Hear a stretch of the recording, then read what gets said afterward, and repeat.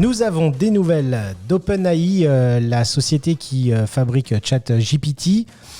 Le fondateur Sam Altman a été interviewé cette semaine pour parler en fait de l'actualité. Et puis la journaliste qui est spécialiste du contenu dans la Silicon Valley a été tirer un petit peu les choses au niveau de toutes les questions sur ChatGPT, sur OpenAI. Et donc, Alex, est-ce que tu as suivi un petit peu cette vidéo ? Oui, j'ai suivi, c'était en fait grâce à toi, vraiment, merci, parce que c'était une émission qui est très intéressante. Et d'ailleurs, petite chose, je l'ai suivie, mais j'ai demandé aussi à ChatGPT c'est des informations supplémentaires, parce que je ne suis pas très bon en anglais, et c'est vrai que ChatGPT a été extrêmement performant pour me donner tout ce qui s'est passé, finalement, tous les points clés de l'interview.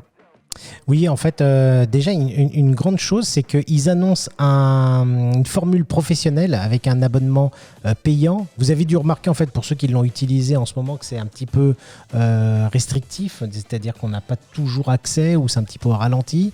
Et donc, ils vont nous maintenir une version gratuite, freemium pour ceux qui n'ont pas un besoin professionnel ou constant, et une version professionnelle où on va pouvoir avoir beaucoup de ressources, beaucoup de demandes. Ça va être accéléré.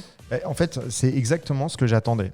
J'attendais cette version payante. Je sais que ça te fait sourire, mais en fait, c'est une version... Tu m'en parlais... Il y a 2 jours. Ouais, Il y a 2 jours, en fait, je te disais, j'espère qu'un jour, ils vont faire une version payante, parce qu'en fait, nous, professionnels, c'est vrai qu'on s'en sert plutôt vraiment pas mal, en fait. En tant que professionnel de l'immobilier, on crée aussi beaucoup de contenu, et du coup, on va aller chercher des informations sur ChatGPT. Et en fait, l'idée, c'est de se dire, à chaque fois qu'on essaie de se connecter, mince, ça y est, il y a une restriction, on n'y arrive pas, ou alors c'est très long, il met du temps à répondre, ou alors tout simplement, à un moment donné, quand on lui a posé 10 questions, il nous dit stop. Mais 2 choses en fait. Déjà, il faut comprendre que c'est l'outil qui a obtenu le premier million d'utilisateurs en 5 jours. 5 jours. C'est hallucinant. C'est quelque chose si on regarde ce fameux tableau dont tu parles, oui. Ça veut dire que... On va l'afficher à l'écran. En fait, c'est juste impressionnant de voir que les autres sociétés, que ça peut être Uber, ça peut être Airbnb... Il y avait Facebook, il y a Spotify. ont mis beaucoup plus de temps à avoir autant d'utilisateurs. Bon, il faut dire qu'à l'époque, on n'avait pas fait de vidéo, et c'est peut-être notre vidéo qui a amené autant d'engouement sur ChatGPT. Écoute, je te reconnais bien là, Alex. Et donc, on passe en fait à la version professionnelle qui va apporter plus de rapidité, qui va apporter alors une formule. On va aussi afficher à l'écran à $42 parce que ceux qui en bénéficient aujourd'hui, c'est les premiers qui ont répondu en fait à ce questionnaire. Surtout les Américains. Oui. Là en ce moment. En France, c'est pas encore distribué. Donc nous, on va l'avoir très bientôt, et on va bénéficier en fait de 2 choses. Donc d'un accès beaucoup plus confortable et rapide, mais aussi tu vas pouvoir avoir des nouvelles features, des nouvelles mises à jour. Exactement. Des nouvelles mises à jour plus rapidement que les autres. Donc en fait, juste en avant-première. C'est un peu du VIP finalement, et ça risque d'être plutôt sympa, quoi. Et oui, tout à fait. Et donc, qu'est-ce qu'elle nous dit en fait, cette autre interview ? On va mettre le lien peut-être dans le descriptif. Oui, carrément. Donc en fait, elle nous dit que, c'est Sam Altman. Sam Altman qui nous dit que finalement la nouvelle version, la prochaine version de ChatGPT, qui, moi j'avais entendu qu'elle serait, je sais plus, 200, 300, 400 ou 500 fois plus puissante que celle qu'on a actuellement. En fait, on passait de 100 milliards d'échanges au niveau du module à 1 trillion, donc c'était 100 fois encore supérieur, mais 100 fois. Et en fait, apparemment, non. Non, c'est-à-dire que en fait, il se dit que là, aujourd'hui, la communauté, elle s'attendait à des choses extraordinaires, et que les nouvelles, elles vont être moins grandes que ce qui arrive en ce moment. Il prévenait d'ailleurs que déjà, on avait en fait accès à son nouveau modèle numéro 3 au fur et à mesure des années, hein. Ils l'ont créé depuis 2015, ils l'ont fait évoluer, et là depuis 10 mois ils avaient sorti le modèle numéro 3. Fin de l'année 2022, ils sont arrivés au 3.5, et que les nouveautés ne vont pas être si flagrantes que ça au niveau du modèle 4. Écoute, moi en tout cas, rien que la version 3, moi elle me satisfait grandement. Ouais, elle est En fait, incroyable. ce que beaucoup de gens, je pense, ne savent pas, c'est qu'il faut réellement avoir une vraie discussion avec. C'est comme si on était sur un, je sais pas, derrière, je sais pas, au niveau d'un café, on discute avec une personne et on lui pose une question et cette personne en fait nous répond quelque chose. Effectivement, des fois la personne peut nous répondre à côté de la plaque, mais c'est pas grave, il suffit simplement de lui reposer une question. Et à partir du moment où on va lui reposer une question, même en lui disant, et c'est ça qui est juste extraordinaire, c'est qu'on peut lui dire, en fait ce que tu m'as dit ça ne correspond pas ou ce que tu m'as dit c'est faux. C'est pas ce que j'attendais de toi en fait. Est-ce que tu peux me reformuler la réponse en utilisant pourquoi pas tel mot ou en utilisant tel ton, etc. Et là, Il faut que tu précises en fait que l'exemple que tu as à l'esprit, il faut rajouter, lui donner du contenu, je veux dire, à l'outil pour que lui il puisse en fait te répondre en fonction de toi ce que tu voulais. alors on peut par exemple, on peut montrer l'exemple. Hein. Moi, je lui ai demandé en fait tout simplement qu'il me donne des conseils en utilisant le QI d'Elon Musk. Voilà, vous connaissez tous Elon Musk, le fondateur de Tesla, et donc je lui ai dit. Imagine que tu es aujourd'hui le QI d'Elon Musk et j'aimerais en fait que tu me répondes à cette question en utilisant toutes les ressources actuelles d'Elon Musk. Et donc, au départ, je lui dis explique-moi comment on peut avoir plus de contacts en tant que conseiller immobilier, en tant qu'agent immobilier. Et là, il me dit des choses, mais qu'on connaît et que tout le monde connaît finalement. Oui, en fait, il a pris un ton traditionnel, classique. Ouais, il faut que tu sois présent sur les réseaux sociaux, etc., etc. Et ça, tout le monde le sait, a priori. Hein. Et à ce moment-là, en fait, je lui dis non, je n'attendais pas ça de toi, en fait. Et je pense qu'Elon Musk n'aurait pas répondu ça. Et il me dit, excuse-moi, effectivement, Elon Musk n'aurait pas répondu ça. Maintenant, je vais te dire ce que Elon Musk aurait répondu. Et c'est ça qui est juste extraordinaire, en fait, dans l'outil. C'est cette puissance qu'il peut avoir en fait à interpréter ce qu'on va lui dire et modifier finalement ses réponses en fonction des réponses qu'on va lui donner. Oui, et le résultat était assez flagrant. Alors, il est très orienté en fait tech et il pense comme en fait les éléments qu'il a dû apprendre au niveau d'Elon Musk sur Internet, parce que l'outil fonctionne par du scrapping, c'est-à-dire il a avalé tous les mots. Il a avalé Elon Musk ? Peut-être pas. Non. Mais en fait, il a appris à travers Internet et tout ce qu'on lui a donné, et il a un modèle en fait de statistiques de probabilité qui puisse te sortir tous les mots qu'Elon Musk ou d'autres auraient pu. Tu mets un discours de je sais pas moi, de Martin Luther King, même en anglais, il va pouvoir te le traduire avec le ton dans ce que toi tu vas vouloir lui demander, même en français. C'est ça. En fait, ça passe la frontière des langues, et c'est ça qui est incroyable. On passe à la suite.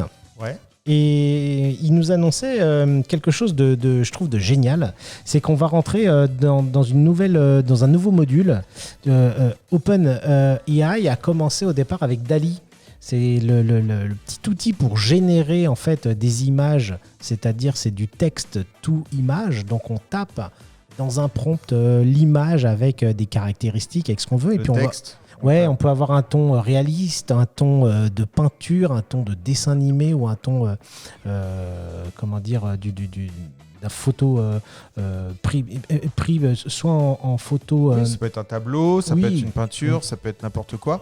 Et en fait, on va lui indiquer des informations et de ça, en fait, il va nous créer des images. Et ensuite, on va pouvoir travailler sur ces images et essayer d'aller chercher encore plus profondément. Par exemple, il va nous sortir 4 images. Et sur les 4 images, il y en a une qui vous intéresse vraiment. Sur celle-ci, vous pouvez dire, par rapport à celle-ci, tu vas essayer d'aller un peu plus loin dans ta recherche. Et donc, à chaque fois, il va aller un peu plus loin et il nous sort des choses. Alors, il y a DALL-E qui fait partie en fait, de la même famille que ChatGPT, que OpenAI. Et puis, il y a... aussi Midjourney, et on va en parler dans une prochaine vidéo parce que c'est vrai que Midjourney c'est juste extraordinaire. Enfin, moi je suis tombé follement amoureux de Midjourney. C'est un grain qui est très artistique et qui a un ton c'est puissant. Ouais, c'est très très puissant. On va vous en parler dans la prochaine vidéo. Et là en fait Sam Altman nous disait que voilà, la chose extraordinaire n'est pas GPT-4 au niveau de l'attente, mais en fait le fait de recevoir un nouveau module qui est la vidéo. On va pouvoir générer des vidéos, sûrement par rapport à du texte ou du contenu. Ça veut dire que, alors, on va être mesuré dans ce qu'on risque d'avoir. C'est que peut-être qu'on va pouvoir donner une ambiance, un background, des éléments de gens qui puissent bouger, c'est-à-dire faire de l'animation par rapport à un texte, une description, une humeur. J'imagine qu'on va encore pouvoir mettre dans un prompt des informations, des textes, et puis en fait, il va nous générer comme ça une vidéo, ou alors peut-être si en fait du coup il nous crée une image avec DALL-E, peut-être que cette image sera finalement animée. Et c'est juste dingue en fait, parce que cette puissance qu'on a derrière, c'est pour ça aussi qu'ils vont être obligés de le faire payer, parce que cette puissance qu'on peut avoir aujourd'hui, elle est juste... elle est coûteuse en ressources. Elle est juste énorme. Il faut beaucoup d'ordinateurs. Je sais pas combien il faut d'ordinateurs pour créer ça. Déjà, pour te répondre, chaque mot coûte une requête et des éléments, donc c'est vrai que c'est très coûteux. Et c'est pour ça qu'il s'est associé à des acteurs dans la tech qui sont très importants, comme Amazon ou Microsoft. Et Microsoft, ils ont fait des partenariats, alors non exclusifs, permettant en fait de pouvoir faire en sorte que Word, Excel, Outlook puissent utiliser en fait la puissance de GPT-3 pour récupérer en fait de la rédaction de mails, de la rédaction de CV ou de lettres. Ouais, c'est un peu la revanche de Microsoft versus Google, j'ai l'impression. Là, le nouveau dirigeant qui est là depuis 5 ou 6 ans, j'ai pas la date exacte, Satya Nadella, il est incroyable dans les nouveautés. Il nous a remonté Microsoft je crois que 60% de son chiffre d'affaires est généré par le cloud. Et derrière, il y a beaucoup d'intelligence artificielle. Ils se concurrencent un petit peu tous. Mais là, le fait d'avoir ce partenariat-là va nous permettre à nous de pouvoir échanger au niveau de notre métier. On va pouvoir rajouter plein d'options et plein d'add-ons. Et puis, surtout, bénéficier des serveurs pour ne pas avoir d'attente ni de requêtes longues ou échouées. Voilà. Enfin, en tout cas, ce qu'il faut retenir ici, c'est que GPT-3, ChatGPT, en fait, est juste extraordinaire. Ça, vous vous en êtes rendu compte. Si vous ne l'avez pas encore testé, moi, je vous conseille vraiment, regardez le lien qui se trouve dans la description et allez-y, connectez-vous. Testez ChatGPT, posez-lui des questions, restez dans la même fenêtre et continuez à lui poser des questions si jamais ça ne correspond pas. Allez plus profondément en fait dans le questionnement à chaque fois il vous dit quelque chose.